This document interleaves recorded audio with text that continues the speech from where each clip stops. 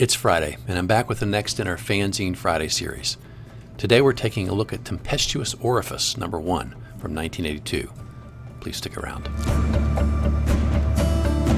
I'm AZ Mountaineer. This is our channel, Old School Rules, a place for everyone who loves classic RPGs and anyone who'd like to learn more about them. Each week on the Fanzine Friday series, I take a fanzine from my collection off the shelf for a closer look. And today from 1982, it is Tempestuous Orifice #1. Hope you enjoy the video. Today we're starting a look at a new fanzine from the UK. This is called Tempestuous Orifice. It's the size we're used to. This is just regular paper staples down the side. This fanzine comes to us by Steve Norledge, Patrick Fama, and Chris Davies. Those are the three guys. And they talk a little bit in their editorial about some of the background. Here is our cover art. It is by Richard Harris. He does the front cover, back cover, and I'm thinking he probably does a little bit of art on the inside as well. We've got this female warrior here who's got the head of a guy that she has lopped off. Fairly short table of contents, longer articles we get here in this 28 page fanzine. The editorial, a little bit about, as you would always in #1, right? Who are we? Why are we doing this? The Dream Dust Run, which is an AD&D adventure. Journey to Broo Cave, which is a Runequest adventure.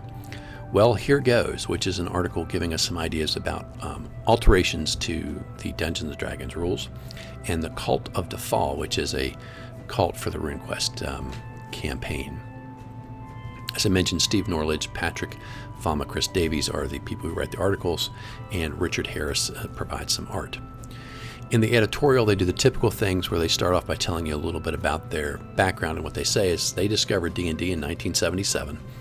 And for them, it inspired them to be able to play out the fantasies from the Lord of the Rings novels that they had enjoyed so much. They branched out, played some Traveler, played some RuneQuest, and they talk about their group getting smaller and larger as different people left and joined. And as they say, in their game, a lot of people really preferred what they consider to be more realistic set of rules in the RuneQuest setting. However, they still do really like D&D and recognize that it is kind of a leader in the field and obviously the originator of the fantasy role-playing game. They apologize for their title, saying they think it's a little bit sexist, and so is the cover. But say, that name was really the best thing they could come up with, and they thought it would at least catch people's eyes and make them say, what in the heck is this fanzine all about? They do say that they clearly intend to not only cover D&D content, they're going to cover other games, and maybe in the future they'll cover other things like Call of Cthulhu or Bushido or other games people might enjoy. As I said, this is short. There's only like 3 or 4 articles. So the first one is called The Dream Dust Run. It's the D&D article. And in terms of background, this young man's going to come up to you, ask you if you want a sort of job to make some quick gold. He'll give you an address. If you don't do it, don't go there, then the adventure's kind of over. So assuming you go there, if you go early, you'll see these people approach right around dawn and go into this 2-story building. If you come a little later, they will already be inside. You go in, it's a little disheveled. They talk about the second floor is basically completely destroyed. The first level, a little bit still intact. Basically just a room for a kitchen and a sort of living room, dining room area here on the first floor, which apparently these guys just use as a meeting place. They don't actually live here. The guy will come in, he'll tell you he wants to offer you a job as the author says, enough gold to make it really worth their while. He says in his campaign, 500 gold pieces is what he would offer, because that's plenty to be seen as a lot of gold for his characters. And maybe if you bargain with him enough, he might offer 100 more, and maybe if you ask, he might give you a little bit of that as an advance. Essentially, he's going to bring out these chests, and he'll bring one out and say, these chests contain a delivery that has to go to this village about 40 miles outside of town, and you deliver it to this. There's an old guard tower there where this guy lives. You have to deliver it to him. If they agree, he'll bring it out. There'll actually be three of these chests you need to carry, and these chests have what is called dream dust. The chests are locked when they're delivered to you, and he tells you not to open them. You may or may not listen to him. If you open them, you'll see that the chests are lined basically with metal walls that are made of silver, and about 1/3 full of basically what looks like a goldish brown dust, which is a drug of sorts called dream dust. If your characters decide to try and take some of this stuff, just a little tiny bit will sort of make you loopy, like you're intoxicated, easy to convince. You take a little bit more, you basically become comatose. Basically, you'll pass out for a few hours, and if you take more than an ounce of this stuff, then it'll probably cause cardiac arrest and you could die. But you're supposed to deliver this to this tower, and the guy who lives there is supposed to give you 3 bags, and they tell you these bags will be magically sealed. Do not open them. If you do, not only will I know, but you'll pay a consequence. He doesn't give you any specifics, because if you're interested in knowing what's going to happen to you, then maybe you're not trustworthy to start with. So this guy, and he's got a couple of bodyguards with him in case things take a nasty turn. But otherwise, you're going to go see this guy. His name is Lominar, and he lives in this tower. Whether you can get this out of them or not, here's the background. There's this village that was on a trading road, and basically cattle and sheep grazed in this area, had really good, I guess you'd say, grazing land, and they would travel this road to come to town to sell. And it had a nice little community there. Some goblins came along, were unhappy with that, began raiding, and so they sent out a mercenary force, and Lominar was the leader of the mercenary force.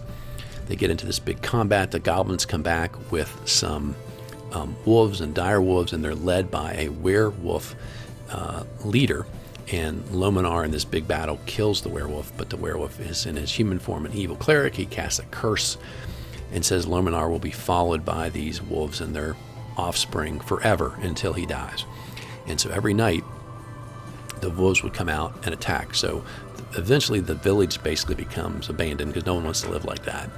Lominar stays in this tower where he's protected, but every night the wolves come and surround him, howl all night long, calling, trying to get him to come out and fight so they can kill him. Because if he dies, then they will be released from the curse, because they're sort of stuck with the curse too. They can't do anything but come back every night trying to attack this guy. So you have some potential encounters along the way. He's got some random tables for you on your journey. It's 2 days if you're on foot.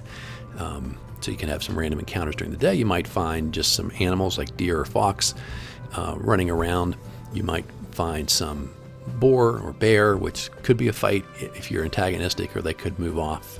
You might also get some goblins, thieves, or bandits. And then if you get off the main trail into the woods, the chance of an encounter goes up a little bit.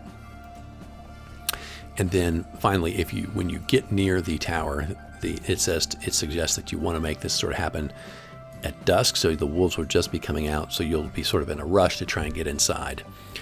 If you mention the name of the guy who gave you the drugs, his name is Solara, or you mention that you have this dream dust, then he will let you in.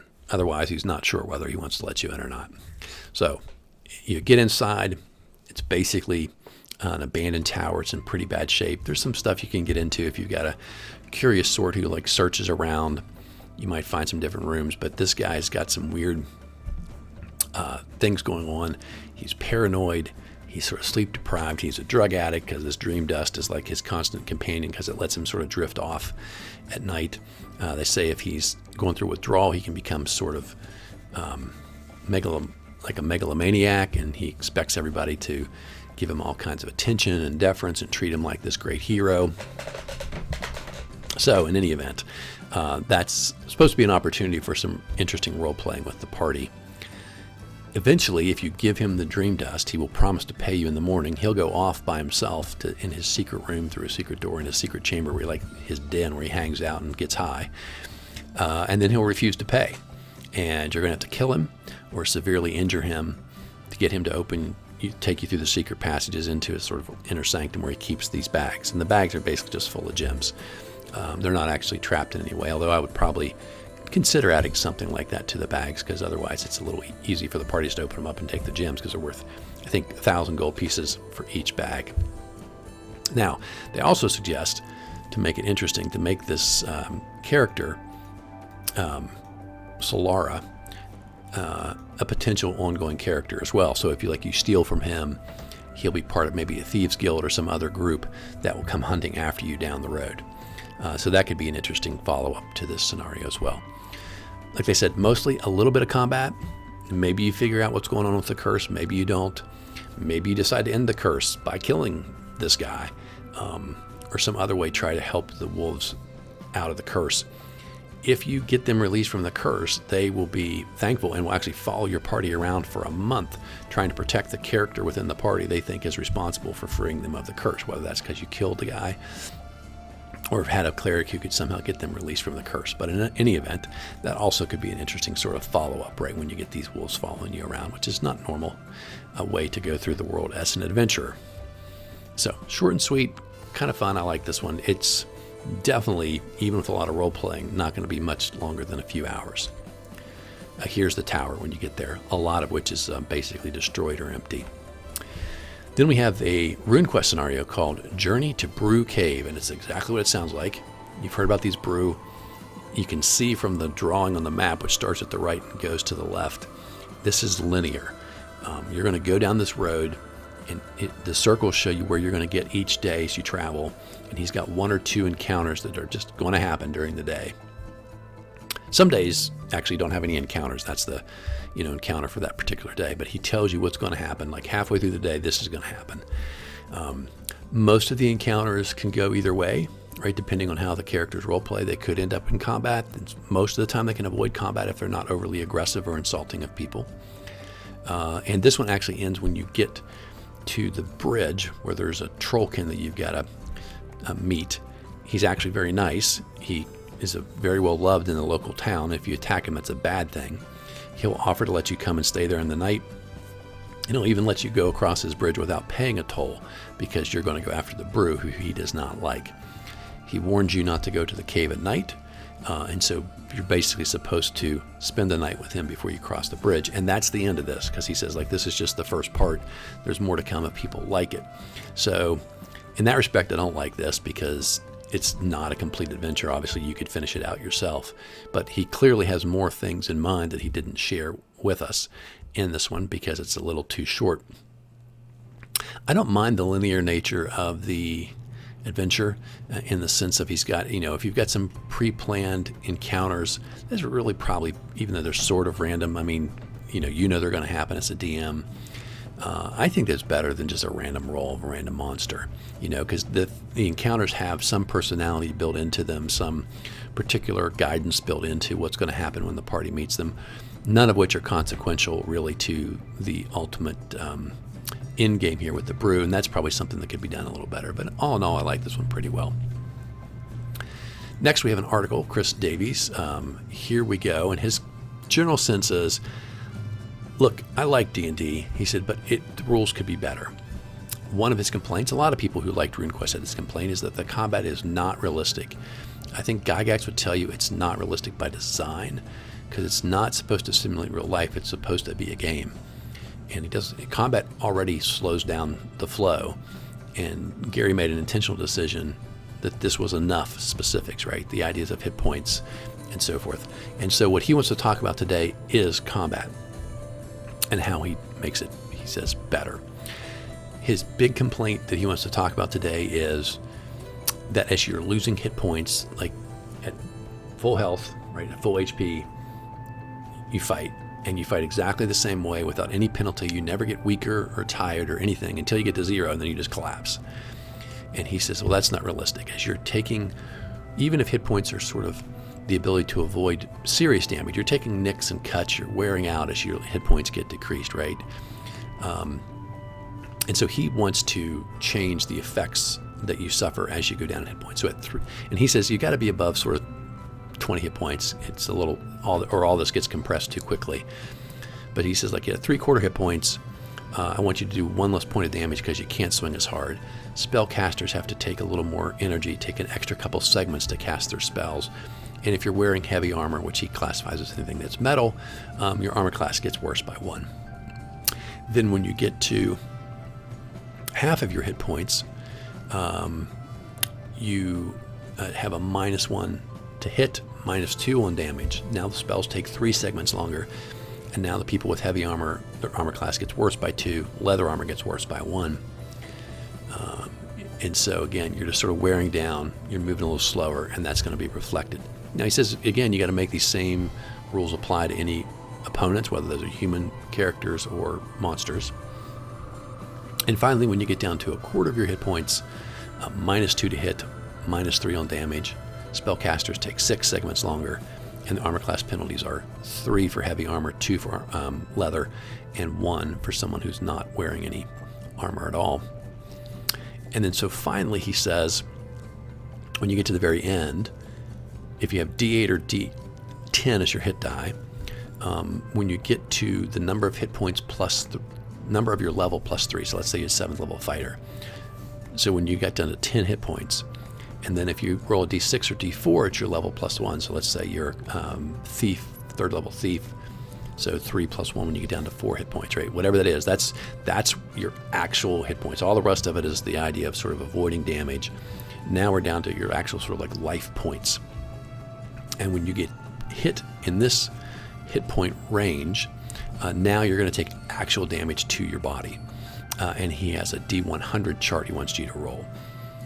1 to 39, nothing special, just lose hit points. But then beyond that, we've got blow to the leg, right leg, left arm, right arm, chest, head, and then serious blow, right, left, chest, head. And each of those will cause some diminishment in your ability to attack, including maybe even be stunned and unable to attack at all. So that's, again, more complexity than I particularly like, but I understand where he's going with that.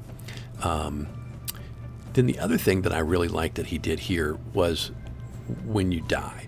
And so he said, normally the basic idea was you get to 0, you're dead. And of course, under D&D rules, then it's like you're good at combat and then you're just dead. Here he says at 0, you're just so exhausted you just can't even lift your weapon and you can't fight anymore. You can't focus to cast a spell, etc. And here he wants to give you, let you live until you get to a negative equal to your level, which I like that. So the higher level you are, sort of the more endurance you get. He wants to cap that at -8. I think if you sort of think through it in AD&D terms, maybe you'd cap that at -10, which was Gary's rule. But in any event, he also has you losing a hit point from blood loss he says every 4 rounds, 1 hit point. As you go down in those negatives, you could do it 1 every round, depends on how you want to do it. And he lets it stop when you either get a healing potion, healing spell, or someone just says, I'm going to bind those wounds. And again, under original AD&D, anyone had the ability to do that. It doesn't heal you at all, right? It just stops blood loss and stops hit point loss. So that is his system. And again, it's just a way to add some more realism to combat, something a lot of people sort of wanted to do and complained about with D&D's rules. Finally, we have a new cult. This is a big thing for people in RuneQuest, is to create these new cults. So this is the cult of Defal, the half-brother of Storm Bull. And basically he was a warrior, a very honorable warrior who believed in, fighting the good fight. He would come around to people in communities and he would train people to be better fighters and teach them sort of his principles about, not retreating and protecting the innocent and that kind of stuff. Apparently Storm Bull goes into some kind of a rage, but they say that his half-brother here does not do that. He remains calm and focused as a warrior. And what happens in the RuneQuest game is they go through and they explain the background of the cult, different benefits you get if you follow this cult in terms of your weapons and combat and spells that you would get. And again, under that game, at some point you can become a rune master connected to this cult. And so they go through and give you explanation of how that would all work. A little bit of art just to show off. One, we've got this giant weasel that was on here for, I don't know any real reason why the weasel's there, but I like it. He's got a hold of a rat, I think. And then the second one is a picture of the wolves. This is for the D&D adventure. These are the wolves that surround the tower every night. And maybe the one in the middle there who's standing up is supposed to be the werewolf from Legend. Then again, Harris has got some art here on the back. It just looks like a magic user, I think, casting some type of light spell or preparing to let loose with some type of offensive attack. That's our look at Tempestuous Orifice, number 1, another fanzine from the UK back in 1982. It gets started. He makes a mention in here about some connection to having a Christmas issue, so this may have been one that came out very late in the year. They don't give you a precise month in here. Hope you enjoyed today's video. Hope you enjoyed this series, and I hope you are a subscriber to our channel. If you have friends who might enjoy our content, please send them our way, and hopefully they will be subscribers as well. Have a great Friday, have a great weekend, and until next time, my friends, keep rolling 20s.